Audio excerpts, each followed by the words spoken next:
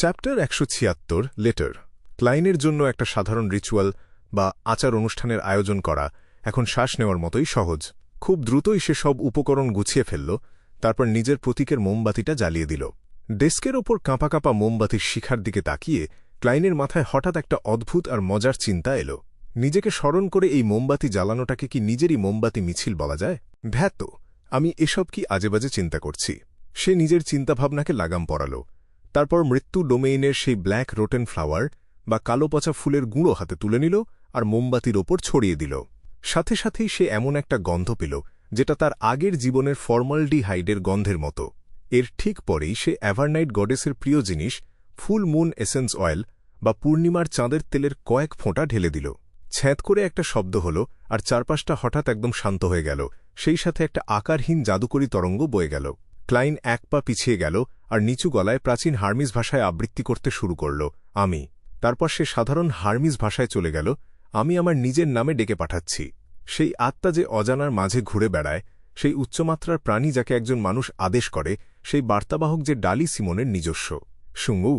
বাতাস যেন আর্তনাদ করে উঠল আর মোমবাতির টিমটিমে আলোটা নীলচে রঙে পাল্টে গেল। সেই নীল আলোর নিচে ডেস্কের পেছনের দেয়ালে হঠাৎ করেই স্বচ্ছ জলের মতো ঢেউ খেলে গেল, আর একটা ভয়ঙ্কর মুখ ভেসে উঠল।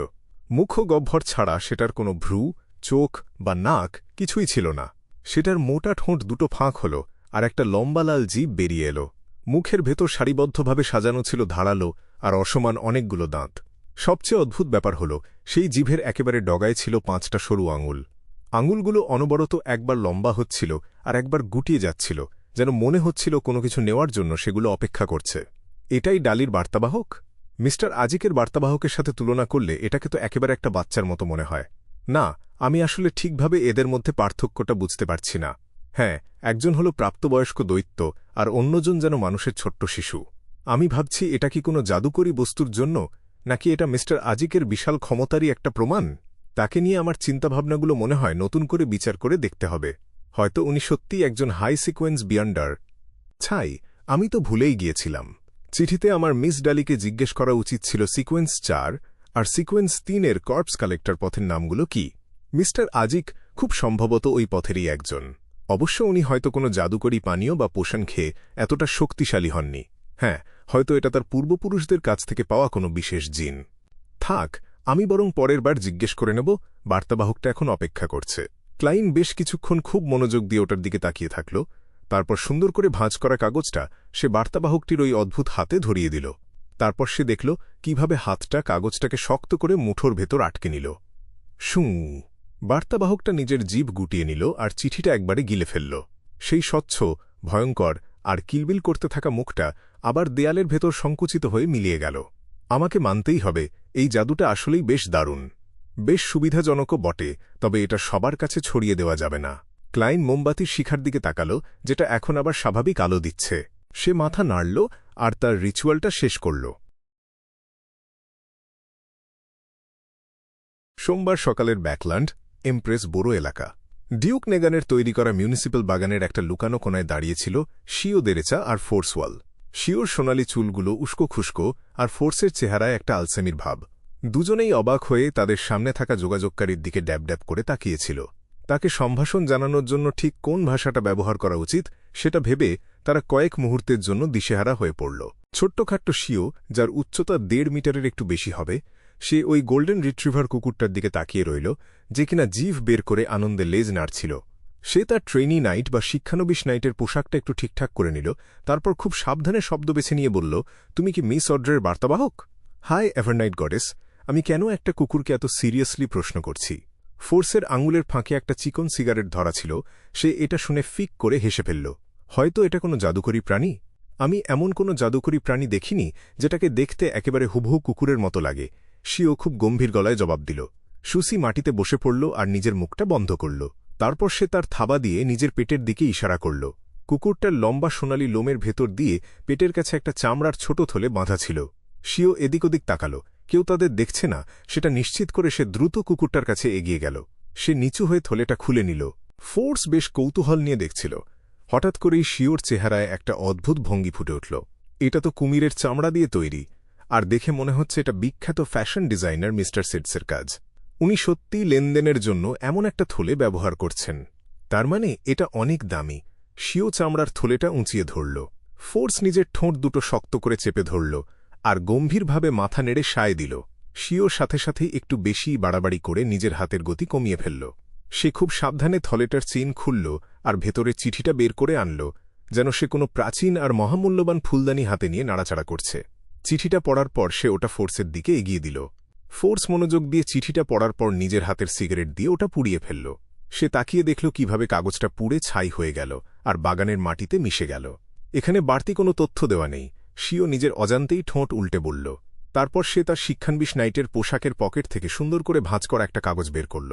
সে সুসির দিকে বেশ কড়া চোখে তাকাল আর নিজের অজান্তেই একটু আদেশ করার সুরে বলল, এটা হলো গত কয়েকদিনের তদন্তের রিপোর্ট। তোমাকে অবশ্যই এটা সরাসরি মিস অড্রে হোলের কাছে পৌঁছে দিতে হবে। সুসি একটু কেঁপে উঠল আর সোজা হয়ে বসল।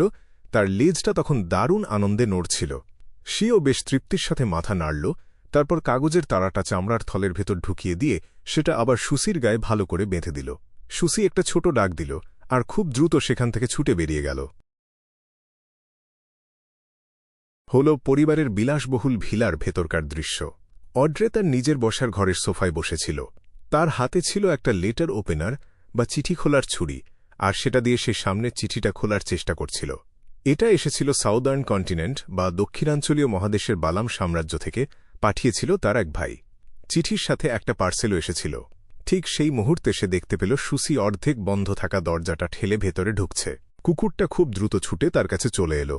সুসি অড্রের সামনে কার্পেটের ওপর বসে পড়ল আর থাবা দিয়ে চামড়ার থলেটার গায়ে আঁচড় কাটতে লাগল। তুমি সত্যিই একজন দারুণ বার্তাবাহক। অড্রে কুকুরটার প্রশংসা করতে মোটেও কার্পণ্য করল না। সুসি পেছন ফিরে দরজার দিকে একবার তাকাল। তারপর সে বাতাসে কম্পন সৃষ্টি করল আর খুব নিচু গলায় বলল, তোমার বন্ধুটা বড্ড গম্ভীর। তাকে দেখে আমার সেই সময়টার কথা মনে পড়ে গেল যখন একজন শিকারী আমাদের ট্রেনিং দিতে এসেছিল। আর্ল হল যখন শিকারী কুকুর কিনেছিলেন, তখন সুসিকে তারা একদম মাগনা বা উপহার হিসেবে দিয়েছিল। সুসি, তোমার লোয়েন ভাষা দিন দিন আরও বেশি সাবলীল হয়ে উঠছে। শুধু ভাষা ব্যবহার করার সময় তোমার যুক্তিতে সামান্য কিছু সমস্যা থাকে। অড্রে তাকিয়ে দেখল তার গোল্ডেন রিট্রিভার কুকুরটা কিভাবে নিজে নিজেই থলেটা খুলে ফেলল আর বেশ দক্ষ হাতে সেটার চেইন টান দিয়ে খুলল। সে সুসির দিকে একবার তাকাল আর সাথে সাথেই ব্যাপারটা বুঝতে পারল।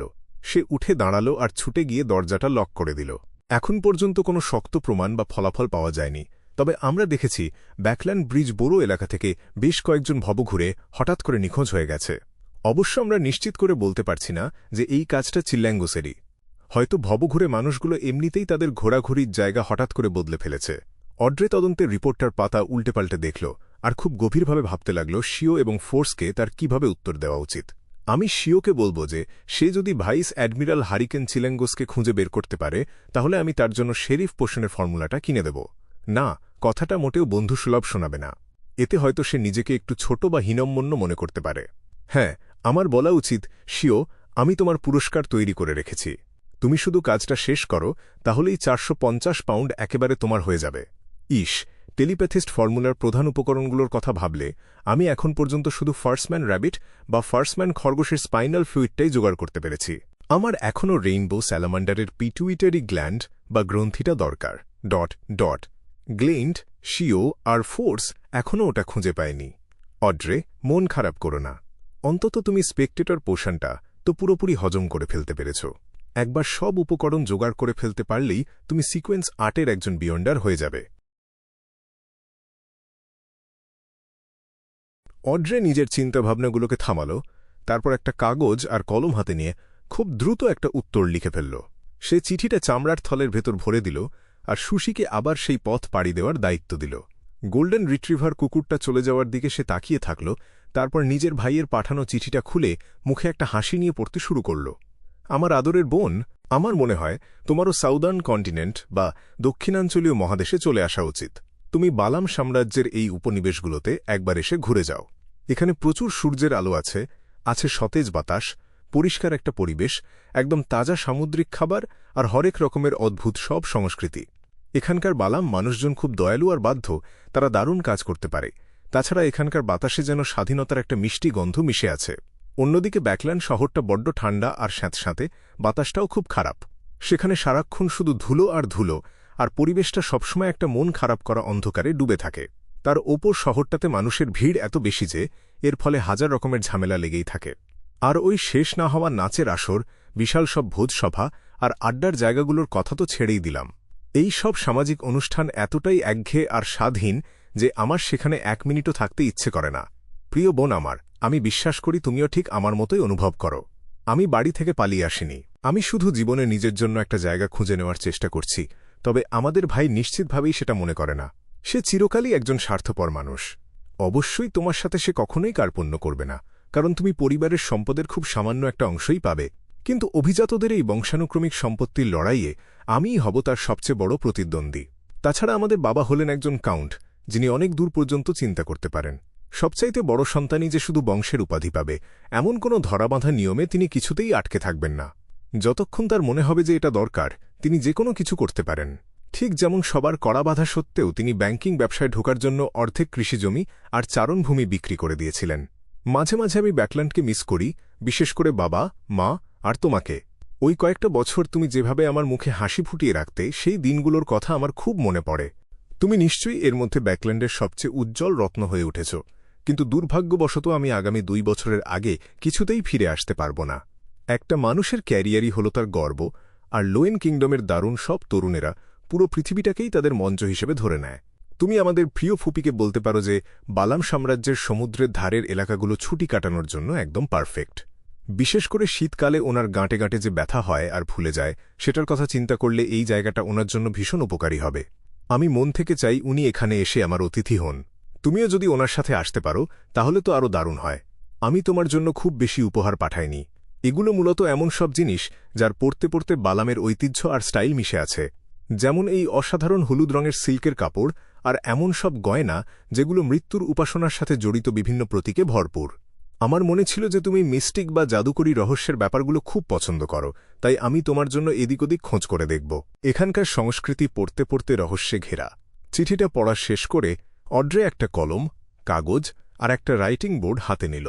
সে সোফায় হেলান দিয়ে বসল, তারপর ঠোঁট চেপে খুব গম্ভীরভাবে লিখতে শুরু করল। আমার সবচেয়ে প্রিয় আলফ্রেড, যদিও 1 বছরও পার হয়নি, তবু তোমার স্মৃতিতে থাকা সেই ছোট্ট মেয়েটা এখন বড় হয়ে গেছে। আমি এখন আর ওই জাদুকরী রহস্যের ব্যাপারগুলো একদমই পছন্দ করি না, তাই তোমার ওরকম কোনো কিছু খোঁজার দরকার নেই, কারণ ওগুলো ভীষণ বিপজ্জনক। অড্রে নিজের গাল দুটো ফুলিয়ে মনে মনে কথাটা যোগ করল। বিয়ন্ডারদের গ্যাদারিংয়ে অংশ নেওয়ার সময় আর শিও এবং ফোর্সের বলা গল্পগুলো থেকে সে জাদুকরী বস্তু নিয়ে এত এত ভয়ঙ্কর ট্র্যাজেডির কথা শুনেছে যে তার আর এসব ভালো লাগে না। সে একটু ভাবল, তারপর দারুণ উৎসাহ নিয়ে ঘোষণা করার মতো করে লিখল, আমি এখন বায়োলজি বা জীববিজ্ঞানের প্রতি খুব আগ্রহী। ইদানিং রেইনবো স্যালামান্ডার প্রাণীটার কথা জেনে আমি একেবারে মুগ্ধ হয়ে গেছি। তুমি কি আমার জন্য একটু খোঁজ নিয়ে দেখতে পারবে এই প্রাণীগুলো কোথায় পাওয়া যায়, অথবা তাদের কাছে সংরক্ষণে রাখা এরকম কোনো প্রাণীর আস্ত মৃতদেহ আছে কিনা?